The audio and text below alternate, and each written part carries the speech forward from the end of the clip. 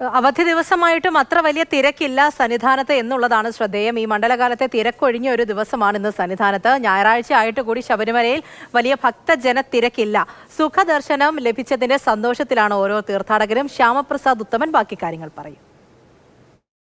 മണ്ഡലകാലം തുടങ്ങി 2 ആഴ്ച പിന്നിടുകയാണ്.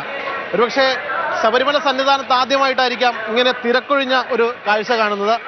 വരുന്ന ഓരോ അയ്യപ്പന്മാർക്കും ഓരോ പടിയും തൊഴുത് കയറാൻ പറ്റുന്ന സാഹചര്യം സന്നിധാനത്തിന് മുമ്പിൽ നിന്ന് അങ്ങനെ പടമൊക്കെ എടുത്ത് വളരെ സന്തോഷത്തോടു കൂടി അയ്യനെ കണ്ട് മടങ്ങാൻ കഴിയുന്ന ഒരു ഭക്തജന നമുക്ക് കാണാൻ കഴിയുന്നുണ്ട്. കാരണം അത്രയേറെ തിരക്കുറവാണ്. ഇങ്ങനെ മണ്ഡലകാലത്ത് ഒരു പക്ഷേ ആദ്യമായിട്ടായിരിക്കാം. ഇക്കഴിഞ്ഞ വെള്ളിയാഴ്ച 80,000-ഓളം പേരാണ് ദർശനത്തിനെത്തിയത്.